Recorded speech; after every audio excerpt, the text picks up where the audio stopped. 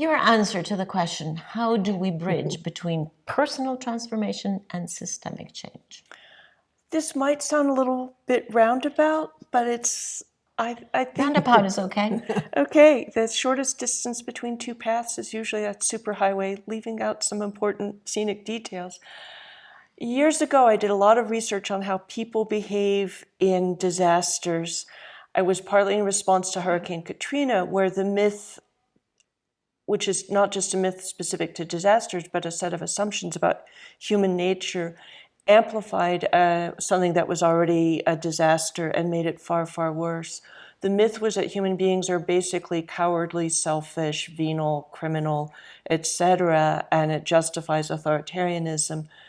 I had just before Katrina done a lot of work on the 1906 earthquake that leveled half of San Francisco, less because of the earthquake than because of fires mismanaged by the authorities, partly out of the same mindset, fear of the public, treating them as an enemy, preventing them from fighting fire, not recognizing their own incompetence, as authorities so often do. But what actually happens, as disaster sociologists have shown us in disaster, is that most people are what they call prosocial. They're deeply empathic, deeply engaged, often incredibly courageous and creative in rescuing each other and recreating the systems of survival. And that's become much better known. I don't see the disaster myth spreading as much. I researched this deeply for a book called A Paradise Built in Hell, really thinking that the era we were entering of climate crisis was going to be an era of both bigger disasters and more disasters, and who we really are is essential to that.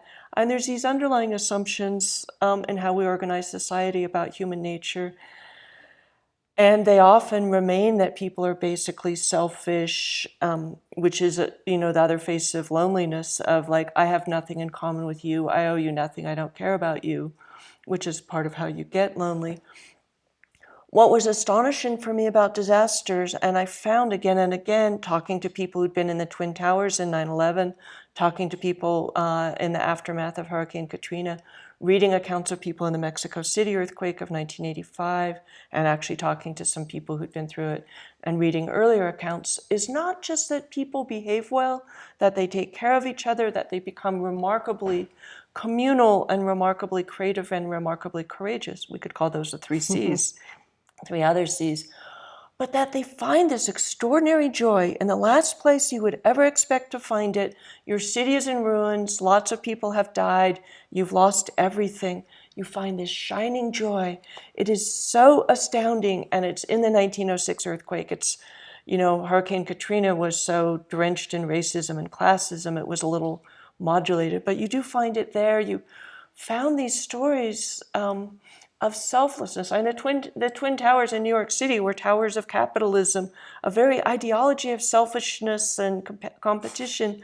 And yet a paralyzed quadriplegic was carried down 69 floors by his co-workers, a paraplegic accountant. They did not abandon him. Nobody panicked. Nobody stampeded. Everybody was incredibly gracious and helpful and made room for each other. A young man told a story in an oral history with absolute unself-consciousness, not thinking how counter it was to who we think we are and how we behave, where he said he was fleeing with his coworkers, not his family, not his best friends, just his coworkers, from the collapsing building, and to be caught in that probably meant certain death. And he said, well, I was an athlete in college, so I was a little faster than everybody else, so I slowed down.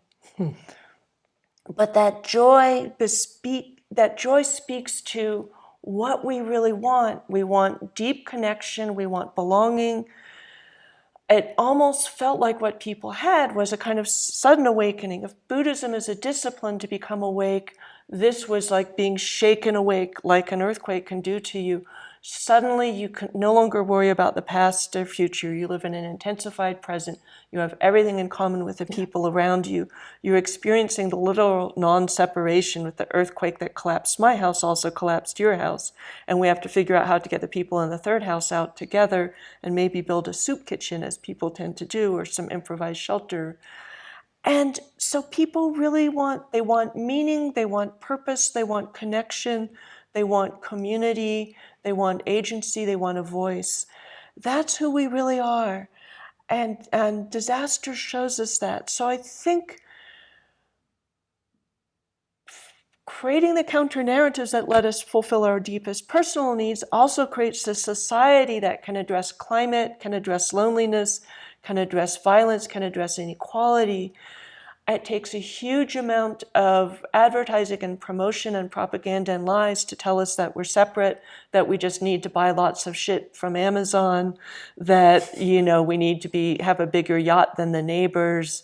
And what's amazing to me is even the people invested in that, and one of the people I interviewed was a Morgan Stanley banker, high-level executive. A lot of people like that did not operate like capitalists when the towers collapsed. They operated in this deeply communal and empathic way. And so I think that is kind of what I've got in answer to that question.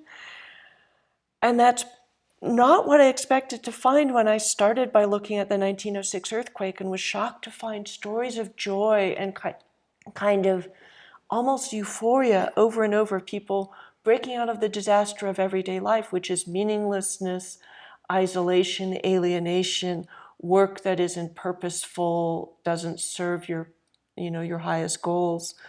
And so that for me has been a real torch to sort of plunge into these dark times. I have to say, however, Okay.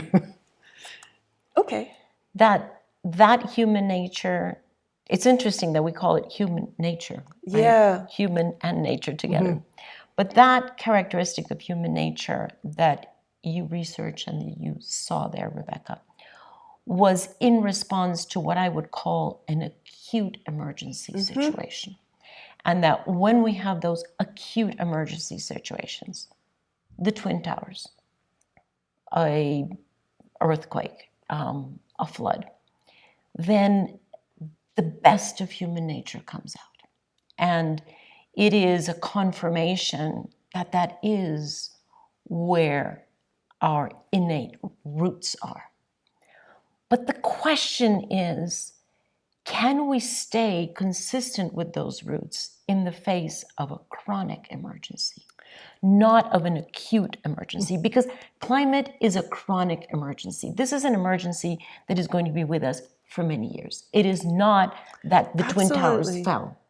So how do we nourish a very deep well of not just yearning to be with each other, but yearning to be supportive, to be in solidarity, to be helpful with each other in the absence of an acute emergency and in recognition of a chronic emergency? Because that's the piece that is not quite evident. I do have an answer. It sounds like... Well, I would just say that the human dilemma is a chronic emergency in a certain way. Everyday life is a chronic emergency. Right, everyday life is a chronic emergency, as you say. But the magnitude and scale and also the longevity, the potential longevity of this situation. So, as I was pointing toward two paths, they're not entirely separate, but they're also, we look at, the pandemic produced a certain mindset, for example, certain understandings, realizations, and so forth. So what Rebecca's talking about is in terms of the crisis, of these natural and human disasters like war. That's a human-created disaster from the get-go. And, it, as you say, our deeper nature, both positively and negatively, very deep part of our nature is also not so wholesome. But in any case, our deepest nature is, from the perspective that we understand or have touched into. So there are these two paths, and it is this kind of ongoing process of working with your own views and how your mind operates, and also being very intentional about, about care, about community and connection. And, it takes, in a certain way, a moral and ethical code that is both, social, And it's embedded, within our economic structures, and it's embedded with how we educate, embedded within our medical systems and so forth. That's the ethical dimension, but the moral aspect, has to do with our deepest values and returning again and again to how these values are affecting not only ourselves and others, but understanding that view of interconnectedness is really critical of us, vowing to do the least amount of harm possible and to serve as benefit as many as possible.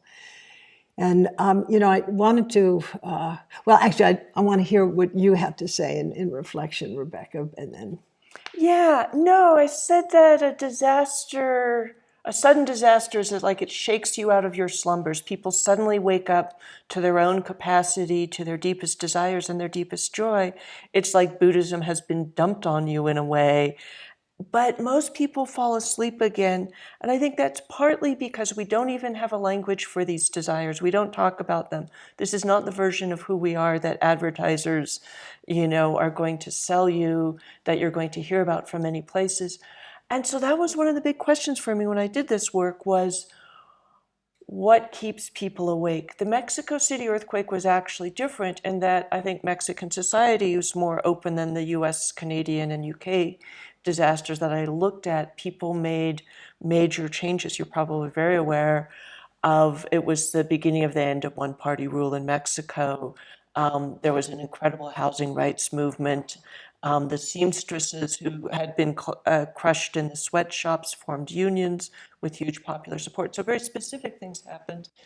But so Mexicans were able to take from the earthquake in the DF an opportunity to change things more deeply towards a more egalitarian, communitarian, and compassionate society.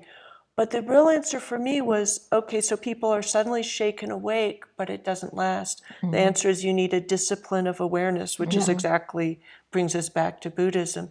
And I will just footnote that by saying, when I wrote the book, I imagined it came out in 2009.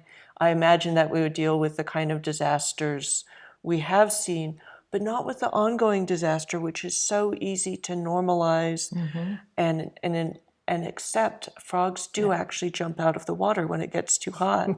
But we do, and it is weird looking at where we are already, where I think people are not saying enough.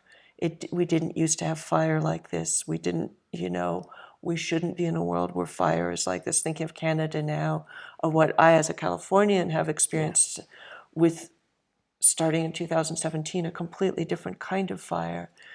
So we need the discipline, but I think discipline is a word that makes people think about eating their spinach, even though we know you love I love spinach more than spinach. anything. But I think it's not unconnected to that joy. And so we probably have to talk about discipline, but I want to also talk about joy.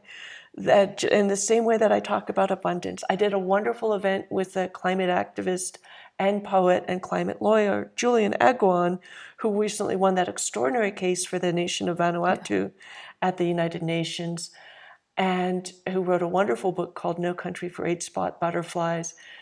And as somebody in Guam, as part of the kind of threatened island nations of the Pacific, I didn't know how he would be, whether he'd be grim or bitter or a victim. There were so many ways that he could have addressed where he's standing. So he did this event, and he murmured to me before we started with the public, make sure we talk about beauty, joy, and abundance.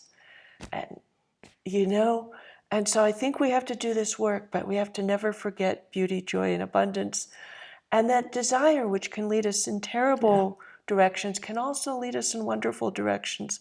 What I discovered in disaster is those desires that I think lead us in wonderful directions, and that capacity for sudden awakening, even if it doesn't last, that does tell us something about human nature, contrary to what almost everything else tells us. And so much of the lack of belief we can do what climate requires of us is a lack of faith in other human beings, because we have this grim, rather cynical view of human nature. So I think all those things are part of the work we have to do of offering people joy, beauty, and abundance reminding of them of their own deepest desires at their best, and finding disciplines to keep us awake in the ways that keep us non-separate.